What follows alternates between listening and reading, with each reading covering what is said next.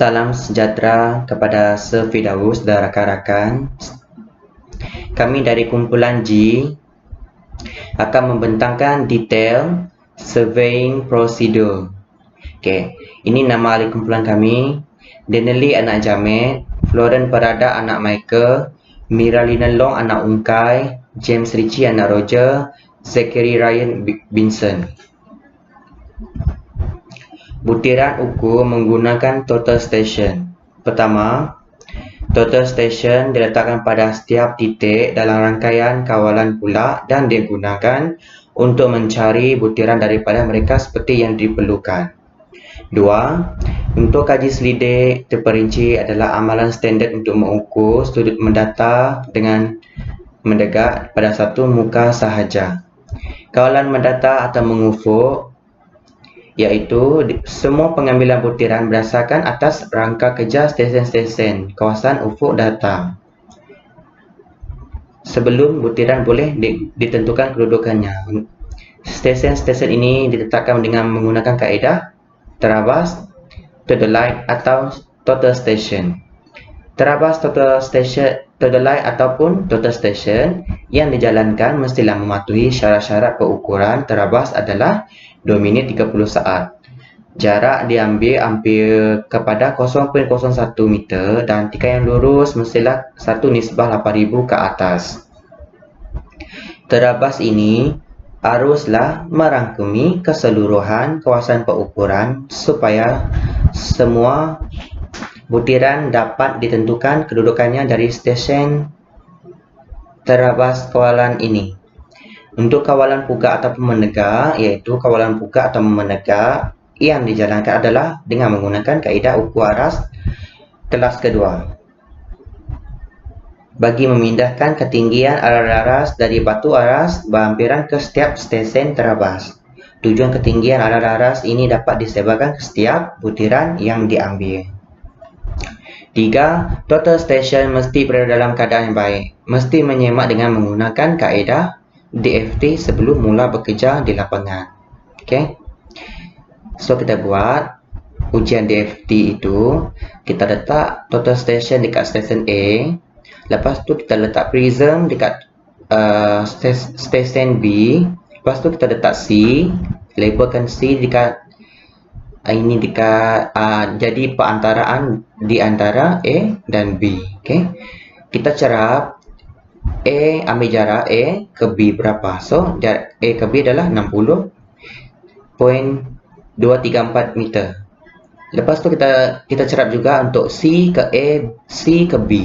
Lepas tu kita jumlahkan dan mesti sama, nilai jarak dia adalah sama dengan AB ini tadi. Okay? Untuk selisih pula, kita ambil nilai jarak AB tolak dengan jumlah ini, jumlah CA tambah CB.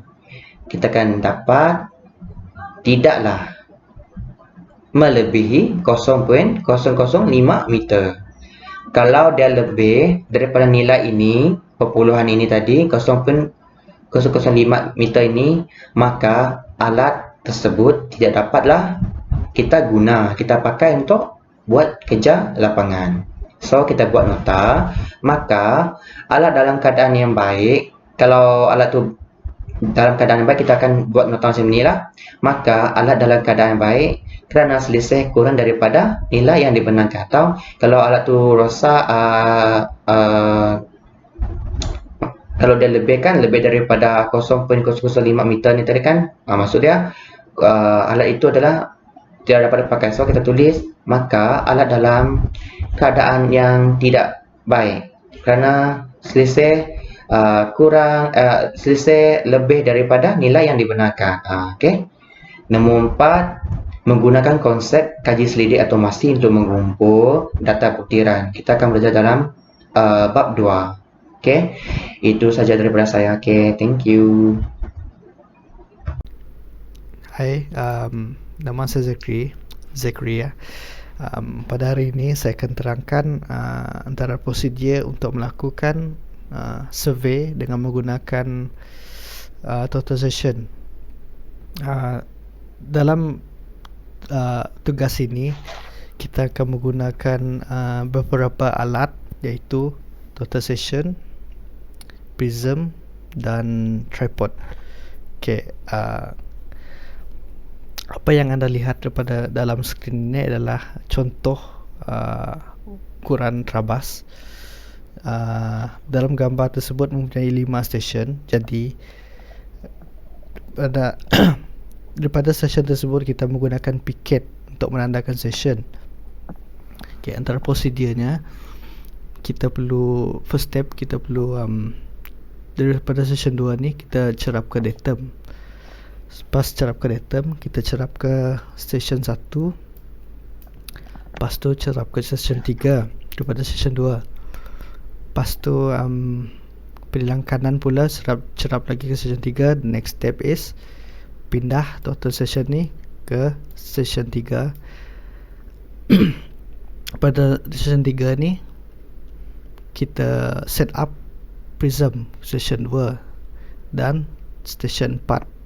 Daripada session 3 ni kita cerap 3 ke 2 dan 3 ke 4. Lepas selesai, pindah lagi total session ke session 4 dan prism 3 dan 5.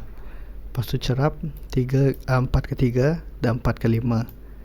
Dan last session 5, pindah balik total session sini session 4 prism, close session 1 prism 5 ke 4.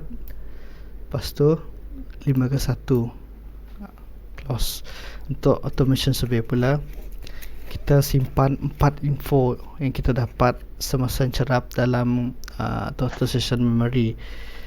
Info yang perlu disimpan dalam memory total session tersebut ialah instrument height, reflector height, mini prism height, bearing dan end distance of datum. Jadi itu saja daripada saya lah hari ini. Terima kasih. Selamat pagi, saya Florin Parada. So, step seterusnya selepas kita cerap dari session 2 ke 1 dengan dari session 2 ke 3, barulah kita akan collect data untuk butiran. Kita akan collect apa-apa saja data yang ada kat site kita ataupun kawasan kita ni lah. Untuk macam jalan, kalau ada bangunan kita collect data bangunan, pokok, longkang ataupun parit. Kita akan guna mini prism dengan detapol. Mini prism dengan detapol nanti dia akan di-observe oleh mini prism tu, dia akan di-observe oleh total station ni dekat station 2. So orang yang pegang mini prism dengan detapol tu dia perlu pegang secara betul lah, perlu pegang dia secara vertically supaya total station ni dapat observe mini prism tu dengan tepat. So orang yang pegang mini prism tu nanti dia perlu bergerak lah. Contoh selepas dia ambil data kat sini, lepas cerap dia pergi ke sini, di sini. Contoh kita nak ambil butiran data untuk yang simpang 3 ni.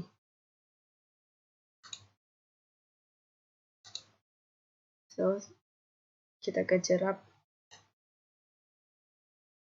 di sini. So sini nanti dia ada orang yang pegang mini prism tu tadi. So total session ni dia akan observe pergi mini prism ni untuk dapatkan data. Lepas dia ambil data sini, pergi sini je, bawa mini prism dengan detapol tu, cerap dah. Lepas tu pergilah next tempat yang kita nak ambil butiran-butiran kita tu. Untuk kalau ada lengkong, jalan yang lengkong tu bengkok-bengkok, kita perlu juga ambil lengkong tu untuk plan kita nanti lah. So kita akan ikut semua data butiran yang kita rasa penting, kita rasa perlu untuk plan kita nanti. Thank you. Saya Miraina Long. Hari ini saya akan menerangkan tentang pengiraan pembukuan dan juga contoh lakaran. Okey, untuk ruang pertama ini adalah tempat untuk menuliskan datum kompas yang diambil melalui kompas ataupun anggaran. Okey, bearing yang diambil adalah 240 darjah 30 minit 40 saat yang diambil dari stesen 2 ke stesen 1. Kita juga menuliskan bearing muktamad ya dengan nilai yang sama. Okey, untuk ruang kedua pula digunakan untuk menulis nilai cerapan. Okey, untuk penyilang kiri, cerapan dari 2 ke 1 adalah 240 darjah 30 minit 00 saat. Manakala untuk bearing yang kedua ketiga diambil untuk penyilang kiri adalah 125 darjah 45 minit 20 saat. Untuk penyilang kanan, bearing 2 ke 1 adalah 60 darjah 30 minit dan 00 saat. Manakala untuk bearing 2 ke 3 adalah 305 darjah 42 minit 20 saat. Okay. Dia diambil daripada stesen 2 ke 3.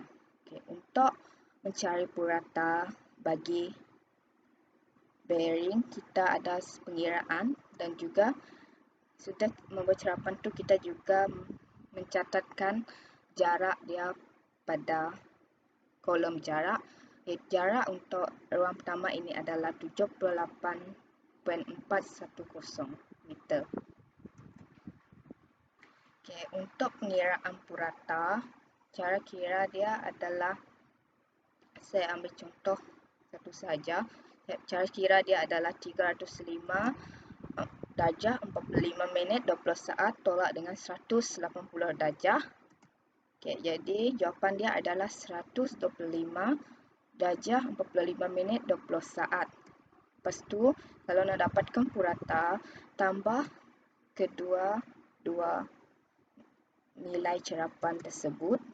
Lepas tu, bahagi dengan 2. Jawapan untuk purata adalah 125 darjah 45 minit dan juga 20 saat. Purata tersebut ditulis pada kolom purata pada barisan pertama. 125 darjah 45 minit 20 saat. Itu juga dengan yang seterusnya.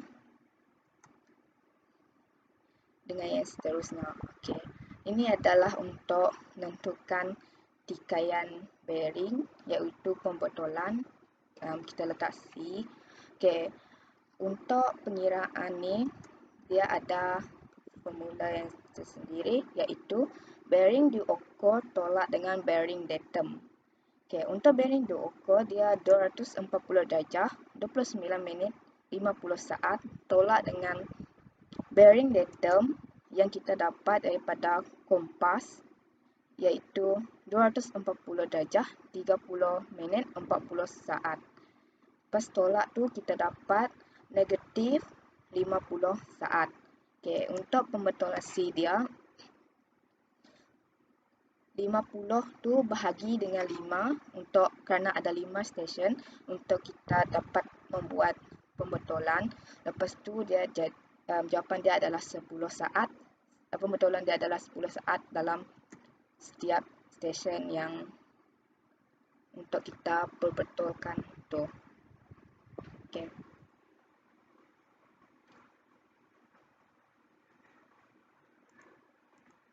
Lepas tu kita tulis pada ruang purata pada barisan kedua. Pembetulan tambah 10. Lepas tu untuk yang seterusnya, pembetulan juga tambah 10 jadi 20 untuk yang seterusnya. Yang ini pun tambah dengan 10 jadi 30, dari tu tambah 10 jadi 40, tambah 10 jadi 50. Lepas tu dia akan dapat bearing, setelah tambah semua ni kamu akan dapat bearing muktamad untuk seluruhan ni. Okey. Ini adalah borang hitungan latih dan lipat untuk kita dapatkan tikaian lurus. Okey. Untuk kolom garisan ni kita tulis 1, 2, 3, 4, 5, 1. Untuk bearing ni pula kita dapatkan daripada sini, iaitu bearing mutamat ya. Kita tulis, okey, 2, kita tulis 60 darjah, 30 minit, 40 saat. Lepas tu yang seterusnya kita ambil daripada atas ni 125 darjah 45 minit 30 saat. Lepas tu diikuti dengan yang stesen 4, 5 yang bawah-bawah untuk dapatkan tu. Lepas tu kita dapatkan jarak ni. Lepas tu kita tulis pada ruang jarak di borang latih dan lipat ni. Okay, untuk pengiraan latih dan lipat ni kita pun ada formula juga. Okay, formula dia adalah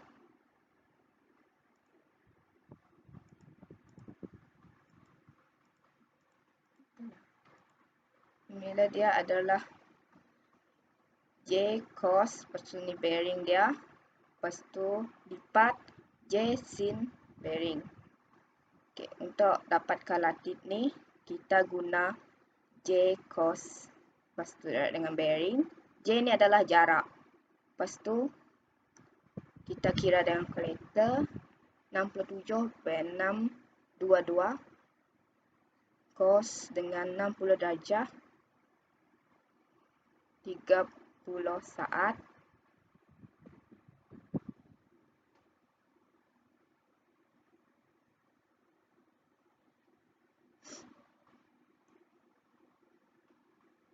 30 minit 40 saat. Okay, kita dapat positif 33.287. Kalau positif tu letak dekat utara, 33.287. Okay, untuk contoh yang negatif pula, kalau kamu tekan kalkulator, dia dapat negatif, kamu letak kat selatan. Okay, untuk lipat, jarak sin bearing. Okay, kira juga macam sama tadi, 67.622 sin 60 darjah 30 minit 40 saat. Okay, jawapan dia adalah positif 58.862 sebab kita bundarkan. Okay, tu juga kalau dia dapat positif kita letak ke timur, kalau kita dapat negatif kita letak ke barat. Sama juga dengan selatan tadi. Okay, seterusnya adalah jumlah keseluruhan jarak latih utara, selatan.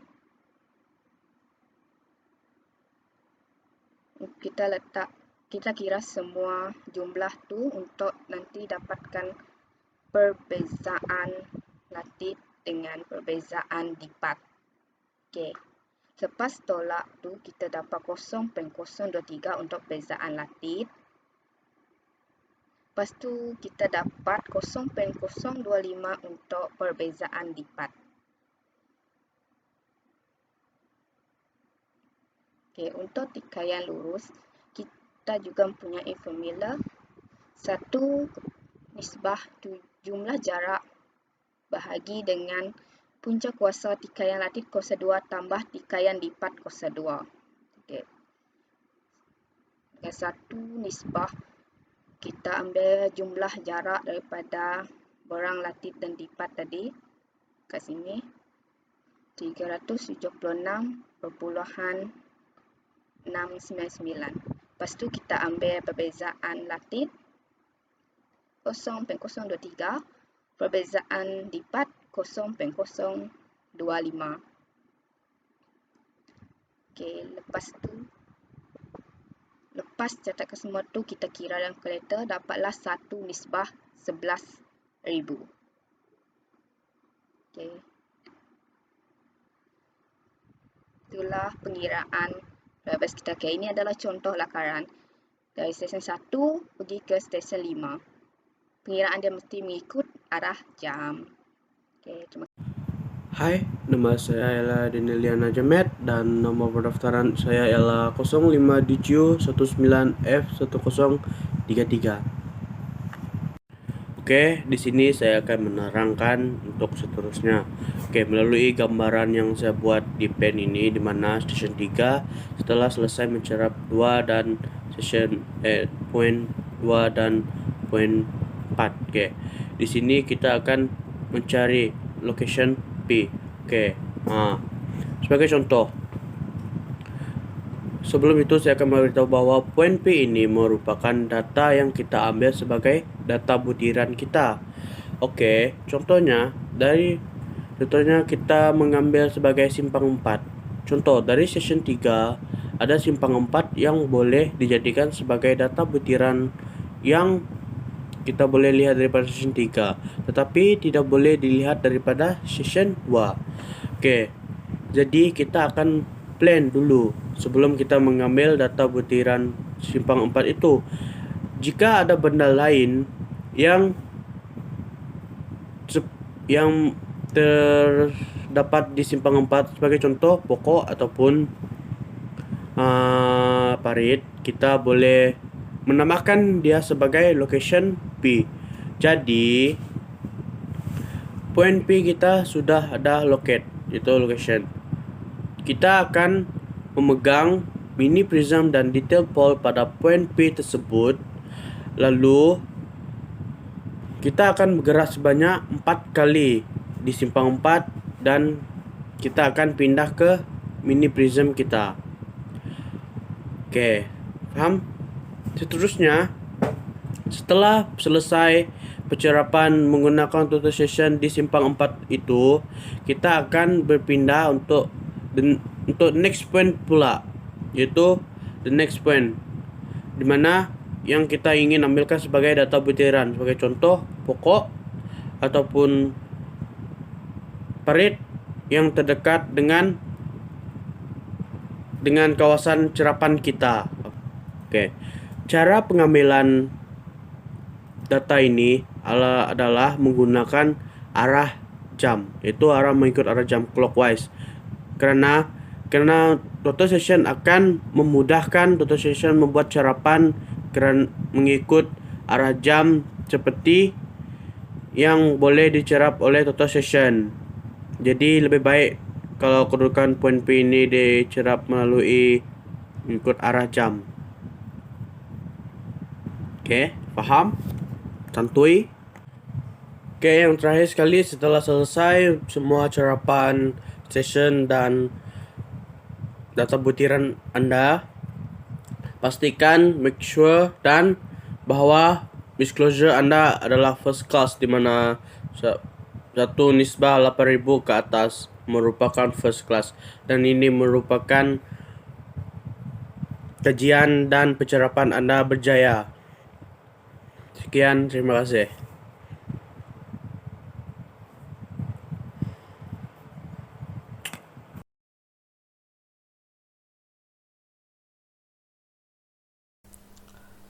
Hai, saya Zaki Ryan. Saya akan menerangkan sedikit tentang ukur aras. Fungsi ukur aras adalah untuk menentukan tinggi rendah sesuatu titik di atas permukaan bumi berbanding dengan satu titik rujukan yang disebut sebagai datum. Dengan menggunakan alat ukur aras, satu garis pandangan akan dibentuk, iaitu garis kolimatan. Ukur aras juga ialah untuk mendirikan batu aras, iaitu benchmark, dan batu aras sementara, iaitu temporary benchmark ataupun disebut sebagai TBM. Berikut merupakan contoh benchmark dan TBM. Ia juga untuk mendapatkan karatan rentas dan memanjang yang menunjukkan profil tanah bagi projek pembangunan. Ukur aras juga boleh menghasilkan peta kontur bagi sesuatu kawasan pembinaan.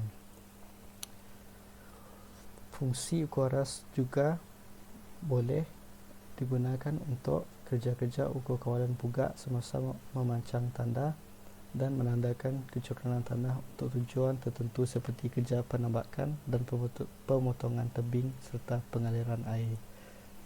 Istilah-istilah dalam ukur aras ialah seperti berikut. Garisan asas iaitu garisan menata yang selari dengan permukaan ufuk bumi. Kedua pula aras laras ataupun disebut sebagai reduced level. Aras laras sesuatu titik adalah ketinggian baginya yang telah diukur dengan merujukkan kepada suatu permukaan aras tetap yang dikelilingi sebagai datum atau aras kiraan untuk sesuatu titik. Seterusnya, pandangan belakang. Cerapan yang pertama diambil selepas alat aras disiapkan pada satu-satu kedudukan atau bacaan staf pertama yang diambil di atas satu titik yang diketahui ukuran tingginya. Dan seterusnya, pandangan antara, iaitu cerapan yang diambil di antara pandangan belakang dan pandangan hadapan. Pandangan hadapan merupakan cerapan terakhir sebelum alat aras dipindahkan kepada kedudukan titik yang lain atau bacaan staf yang diambil di atas satu titik di mana ukuran tingginya hendak ditentukan. Dan titik pindah merupakan titik kedudukan staf di mana dua bacaan dibuat, iaitu pandangan belakang dan pandangan hadapan diambil.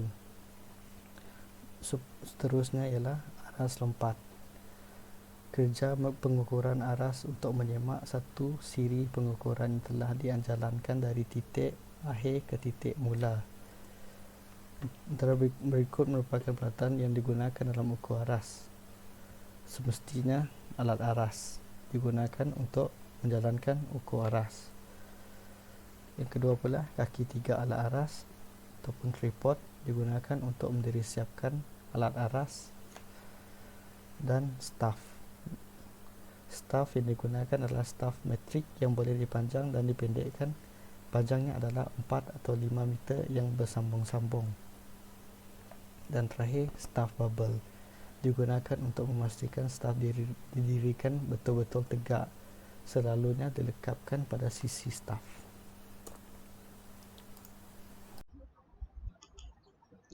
Salam sejahtera kepada Sir Firdaus dan rakan-rakan. Saya akan membentangkan prosedur ujian 2 piket adalah dirikan alat DC alat laras di atas tanah yang lebih kurang rata di tengah-tengah antara titik A dan titik B. A dan B. Jarak antara titik A dan B adalah lebih kurang 40 meter. Ambil bacaan staf A1 dan B1 masing-masing di atas piket A dan B. Di dalam pengiraan, A1 tolak B1 memberikan perbezaan sebenar antara aras laras A dan B kerana jarak-jarak pandangan yang menyebabkan berlakunya perlisihan adalah sama. Pindahkan alat ke D, alat laras dipindahkan ke titik D. Biasanya dibuatkan BD sama jarak dengan CB untuk memudahkan pengiraan, tetapi ianya bukanlah sesuatu yang dimestikan. Ambil bacaan staf A2 dan B2 yang masing-masingnya pada titik A dan B. Titik A dan B. A2 dan B2. Seterusnya, apabila A1 tolak B1 sama dengan A2 tolak B2, jika ini benar, alat adalah dalam pelarasan. Jika tidak, kirakan bacaan yang betul pada staf dan laraskan alat laras. Katakan, ditetapkan jarak-jarak AC sama dengan CB sama dengan BD. Jika selisih yang berlaku pada jarak AC adalah E, maka selisih ke atas jarak CB dan BD adalah sama jarak dengan E. Oleh itu, bagi jarak sepanjang DA selisihnya adalah 3E. Bagi memudahkan pemahaman anda, lihat contoh pengiraan yang berikut. Seterusnya, cara-cara pengiraan selisih. Ini alat di stesen A, stesen C dan stesen D. Bacaan pada staf DA iaitu 3.75 dB, B1 4.25. Untuk alat stesen DD adalah A2 7.86, B2 6.36. Perbezaan A adalah 0.5 unit tinggi dari B. Perbezaan sebenar. B adalah 1.5 unit tinggi dari A. Perbezaan ketara. Didapati A2 tolak B2 tidak sama dengan A1 tolak B1, maka alat adalah keluar dari pelarasan. Dengan alat DD, bacaan A2 bacaan sebenar di titik A tambah 3E. Jadi bacaan sebenar di A2 tolak 3E. Demikian juga bacaan B2 bacaan sebenar di B tambah E. Jadi bacaan sebenar di B sama dengan B2 tolak E. Pembetulan sebenar. Bacaan sebenar di A tolak bacaan sebenar di B. A2 tolak 3E tolak B2 tolak E. Sama dengan 7.86 tolak 3E tolak 6.36 tolak E. Sama dengan 1.5 tolak 2E. Tetapi perbezaan sebenar juga sama dengan A1 tolak B1 sama dengan 3.75 tolak 4.25 sama dengan negatif 0.5. Maka negatif 0.5 sama dengan 1.5 tolak 2E. 2E sama dengan 2. Oleh itu, E sama dengan 1 meter per jarak. Maka dengan alat DD, bacaan benar pada A2 sama dengan 7.86 tolak 3 sama dengan 4.86. Bacaan benar pada B2 sama dengan 6.36 tolak B1 tolak 1 sama dengan 5.36. Oleh itu, laraskan alat untuk memberikan bacaan-bacaan yang sebenar. Jika E kurang daripada 1 mm per 20 meter, alat laras tidak perlu dibetulkan. Tetapi sebarang bacaan yang diambil mesti dicerap dalam jarak yang sama atau jarak yang dekat bagi menghilangkan selisih Kolimantan. Itu saja daripada saya. Terima kasih.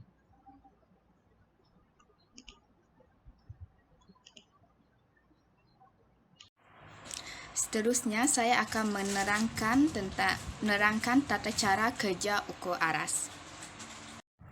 Okey, ini adalah tempat untuk membuat kerja ukur aras. Okey, tata cara yang pertama adalah alat aras didirikan pada kedudukan selesa di L1 dan PB adalah 2.191 diambil pada BM, benchmark, iaitu tapak staf berada di atas BM dan staf dipegang secara tegak. Mesti lurus pegang untuk mengambil bacaan yang tepat.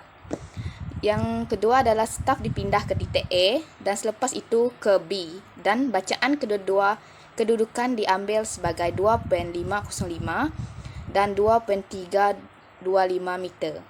Untuk ketiga, titik pindah digunakan sampai ke D disebabkan oleh sifat semula jadi tanah. Oleh itu, titik pindah dipilih di C. Staf dipindah ke C dan bacaan adalah 1.496 meter direkodkan sebagai PH. Yang keempat, sementara staf berada di C, alat dipindahkan kedudukan yang lain, iaitu di L2. Bacaan dibuat daripada kedudukan baru ke staf C. Bacaan PB ialah 3.019 meter. Yang kelima, staf dipindahkan ke D dan E mengikut giliran. Dan bacaan yang diambil adalah 2.513 untuk PA dan 2.811 untuk PH masing-masing. E menjadikan titik pindah yang lain. Akhir sekali, alat aras dipindah ke L3. PB sama dengan 1.752 dicerap pada E. Dan PH adalah 3.824 meter dicerap pada TBM. Kedudukan akhir staf adalah titik yang diketahui aras larasnya. Ini adalah amat penting kerana kerja ukur aras mesti bermula dan berakhir pada titik yang diketahui. Jika sebaliknya adalah mustahil untuk mengesan tikaian-tikaian dalam ukur lurus. Makasih. Hai, saya Aladin Liana Jamet dan nomor pendaftaran saya adalah 05 DGU 19F1033. Oke, di sini saya ingin memberitahu bahwa error yang dapat diterima adalah yaitu dalam kerja leveling, ketepatan yang diperlukan adalah berbeza mengikut keperluan klien, tetapi terdapat dua garisan panduan yang dapat dirujuk, yaitu yang pertama adalah yaitu merupakan tidak beberapa tepat, yaitu 5, dan yang kedua adalah 20 mengikut JKA spesifikasi. Yang kedua adalah closure error. Closure error adalah untuk mendapatkan closure error, yaitu nilai akhir daripada reduce level yang dibaca ditolak dengan nilai akhir reduce level TBM.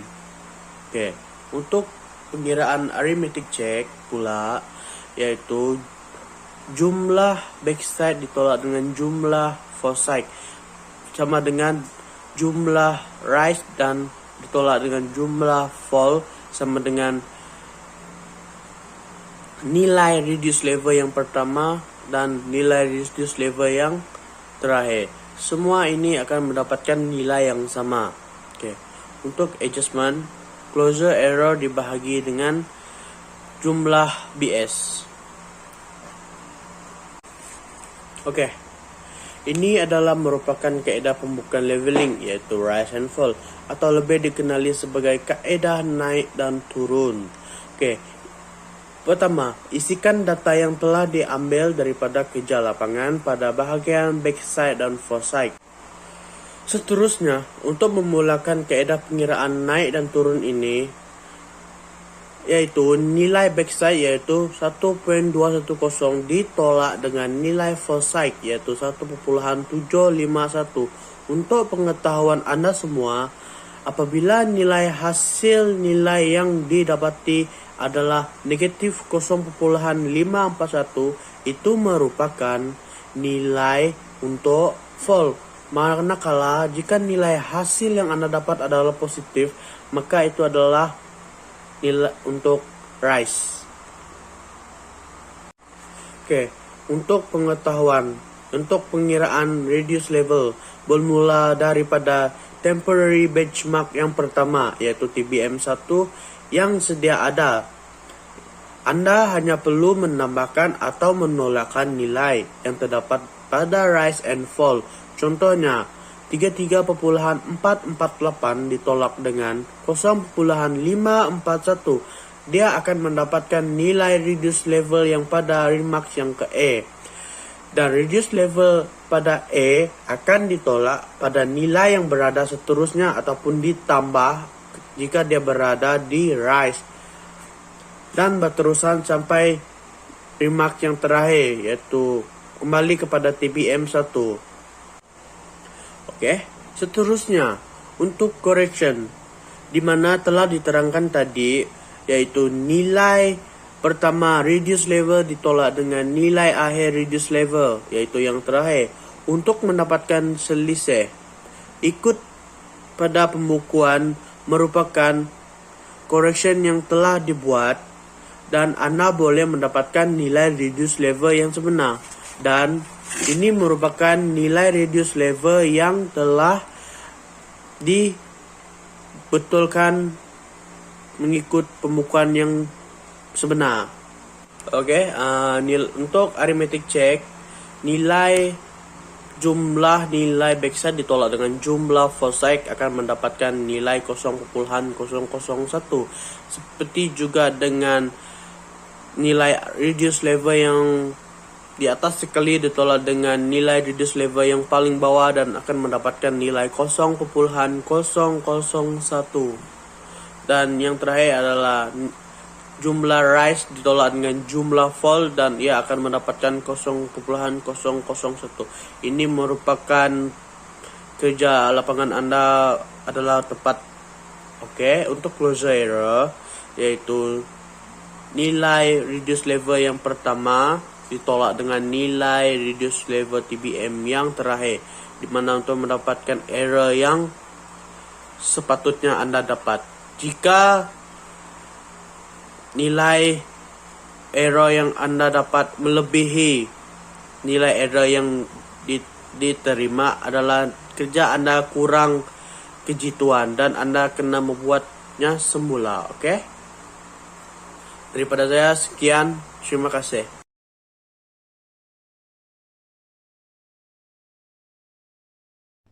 So, saya akan terangkan kaedah-kaedah menggunakan total station untuk topografi survey dengan menggunakan kaedah otomasi. Untuk set up dan collection of survey data, first kita kena on kan total station, kemudian press menu, kemudian kita tekan F1 untuk data collect, kemudian tekan F1 input kalau kita nak create new job. Lepas tu kita boleh tekan F4 untuk enter. Kemudian kita tekan F1 kat data collection screen, dekat data collect screen. Kemudian kita akan masukkan data untuk PT, ID, instrument height dengan menekan F1 untuk input dan press F4. Kemudian tekan F3.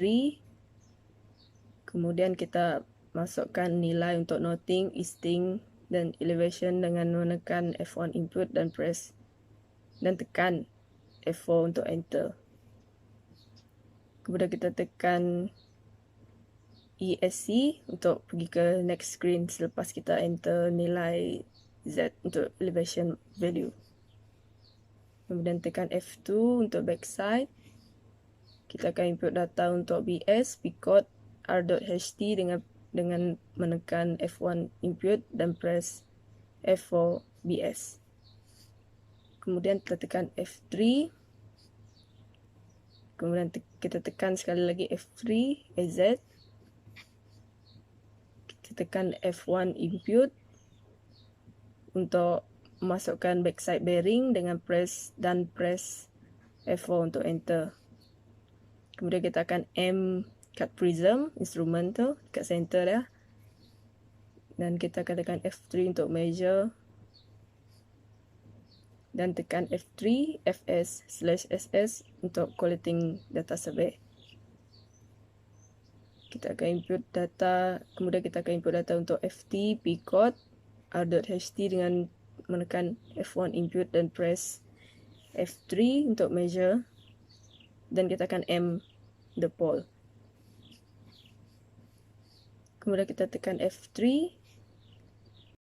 So, kemudian selepas kita habis collect semua data yang kita perlu kat site, kita akan download survey data tersebut lah. Kita download dia dari total station ke komputer kita. So, kita akan connect total station menggunakan kabel, kemudian turn on total station. Kemudian press menu. Lepas tu kita akan press F3 untuk memory manager. Tekan F4 2 kali untuk press down. Dan kita akan press F1 untuk data transfer. Kemudian sekali lagi press F1 untuk send data. Tekan F1 untuk measure data. Dan kita akan select file dengan menekan F2 list. Dan kita pilihlah data yang kita nak download tadi. Kemudian kita press F4 enter. Press F3 yes untuk send data yang kita measure tu. Nah, untuk download dah. Kemudian selepas download complete, kita turn off the total station and disconnect. Okey, baiklah, saya akan menerangkan data processing dengan menggunakan software CDS. So, pertama sekali kita perlu create job di folder yang kita nak. Sini set file name sama dengan folder iaitu Amadi, new job, untuk pulang letak tarikh.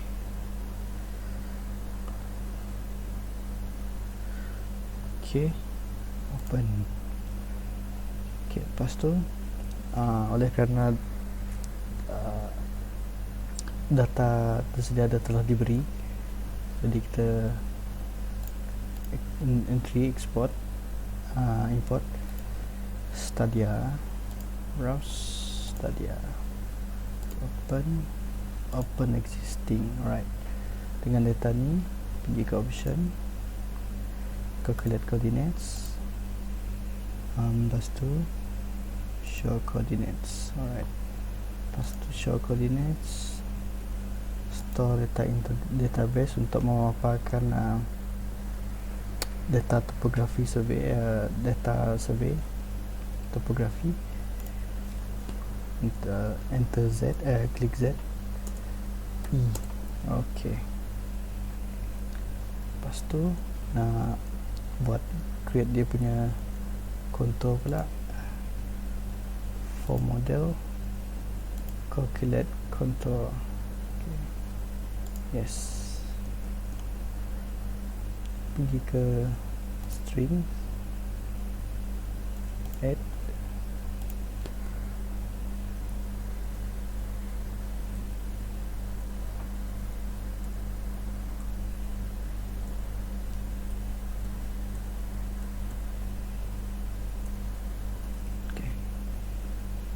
buat dia punya garisan traverse ni yang merah ni.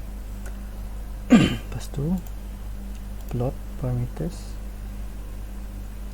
create drawing, name Amali, point parameters, points, point heights, point selection, okay, reset all. Okay. String parameters, attribute, bearing, distance.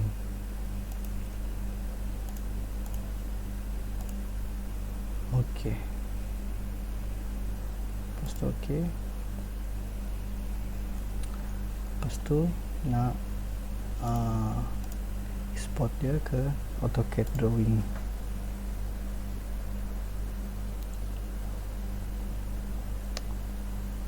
Okay.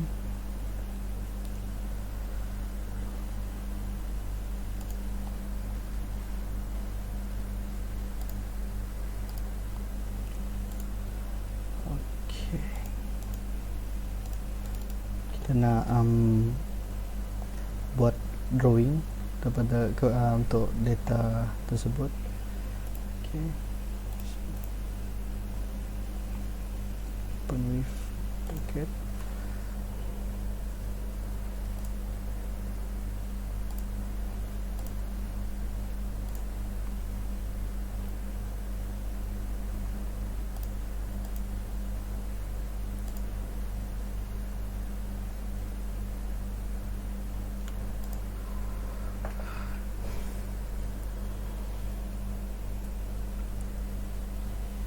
Okay.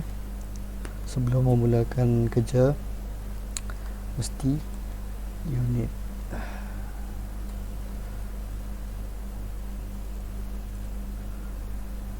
units. Okay. Type decimal, precision, degree, minute, second, direction, off, north. Okay. Okay. Tutup layer.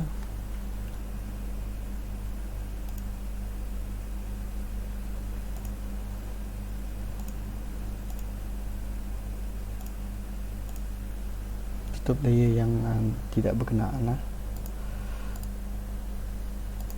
Okay. Okay, lepas tu untuk memudahkan kerja, untuk sambungkan titik ni, untuk create dia punya jalan, pagar dan bangunan dan sebagainya. Ini select similar, properties, height 0.5. Okay. Rotation terpulang, tapi boleh set dia ke 50 degree. Okay. Ni point ni kecil sangat kan, tidak nampak kan, jadi klik utilities, point style. Okay.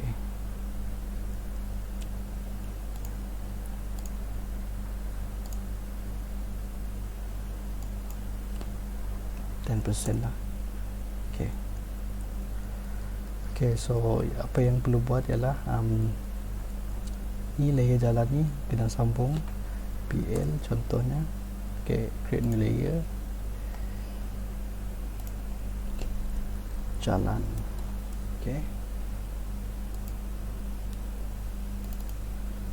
Color merah. So PL dari sini buat jalan je. Jalan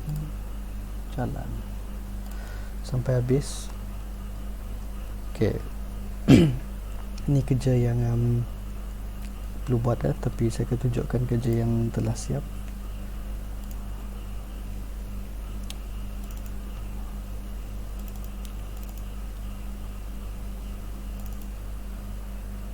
Ini yang sudah siap, jadi apa yang perlu buat, sambungkan jalan di pagar, longkang, bangunan, kolam, dan buat frame, tajuk, nama kumpulan, nama metrik, legend, utara, barat, timur, selatan. Lepas tu saja lah.